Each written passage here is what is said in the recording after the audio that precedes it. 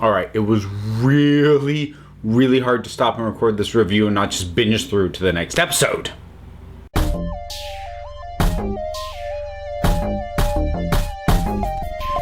Broadchurch, Series 1, Episode 7. Yeah, this really is holding the momentum that was built up in Episode 6. If the last episode can stick the landing, this will end up having a really, really strong finish, which is what a mystery needs. I mean, any good mystery, it needs a solid setup, but it has to nail the ending. Because if when you get to the answer to the mystery, if you've either lost interest along the way, or they get to the reveal and you go, no, I don't buy that, then it's screwed.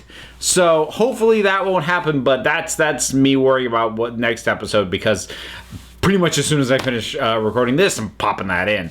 But yeah, this was good. I love the interrogations of Susan and Nigel, the way that plays out, and watching Miller really knuckle down.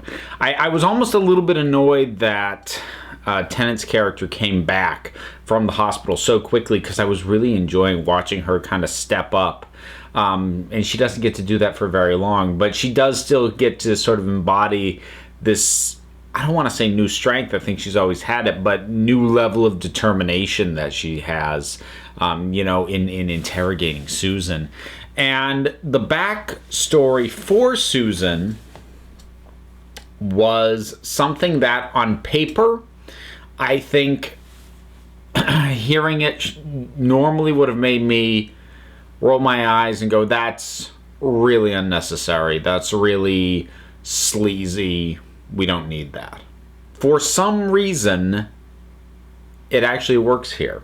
I think a lot of it might come down to the performance. There's something very compelling, very conflicted about her performance. And there's something also very conflicted about Miller and her, the way she reacts and responds to the story that she gets told by Susan.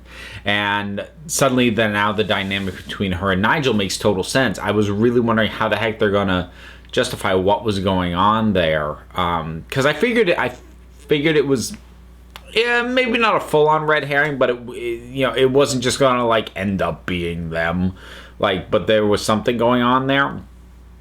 But that background plays really well, and like I said, it's the sort of thing that normally I would not like. So I'm honestly having a hard time figuring out precisely why. I think it's just something about the pacing and the way it unfolds. The fact that they just lock in on Susan's face as she's talking about this, so they're not cutting to slow motion hazy flashback. If that had happened, it probably would have lost me and I would have hated it.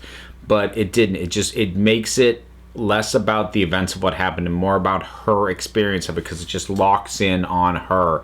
It's a bit in that way like Quint's monologue from Jaws, where because you just go in on the person telling the story, the important information is actually not the story that they're telling, it's what it says about them and what the way that they tell it says.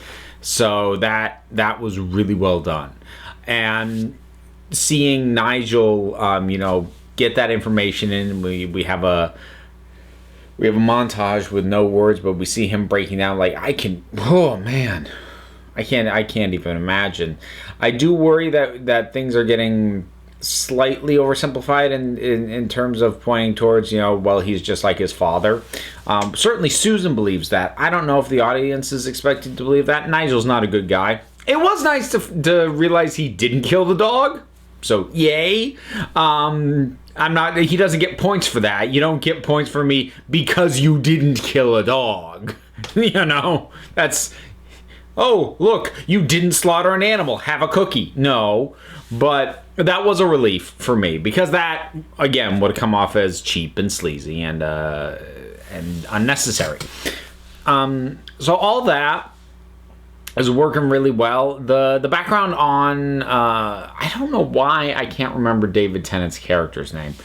I don't know. But the background on David Tennant in terms of his health is interesting and tracks. It makes a certain amount of sense. I don't know how much the health thing actually adds to the story at this point, especially considering it didn't take him out of commission for Miller to take over for any real significant amount of time. That said, it was interesting seeing him turn to the supposed psychic again, and the guy's still just doing cold readings. You can tell because he'll float something and see that he gets a reaction, and Zoom, he goes, "I'm right, aren't I?" And so I'm hoping that he is just going to remain what he is, what he appears to me to be just a guy. He does cold readings. He takes advantage. He's, this is not real. And I don't want it to even hint that it might be. You don't have to flat out prove him a charlatan, but don't point to it being real, because right now it all tracks as a standard parlor trick kind of stuff. But they also made it believable as to why David Tennant would have gone to him at this point, because he is running out of time and he is desperate for these answers. And him giving his background in terms of what happened at Sandbrook. Which is something that's been alluded to since episode 1. We've had this getting alluded to. And that was interesting, again, in what it told us about him. Not entirely because of his actions in the story, but because of, his reluctance to tell it and realizing why he didn't want to tell this story. And the guy, man, this guy's got a martyr complex. In terms of taking that burden on himself so that his kid wouldn't think ill of his now ex-wife. And it's, yet at the same time, I'm sure in some ways he takes it as a punishment onto himself. And it all tracks really interestingly. And I want to find out. I want the answers. And like I said, the momentum and the pacing of all this is just, it was so hard to break away. So yeah, that's this episode. I'm gonna go watch the last one now, and then you get to watch that review tomorrow. So episode 7 of Broadchurch, Series 1. Have you seen it? What did you think about it? Whatever your thoughts are, drop something down in the comments. Let's talk about it. Support me on Patreon. Follow me on Twitter. Yada, yada. Links for all this stuff is down in the description. So until next time, this council is adjourned.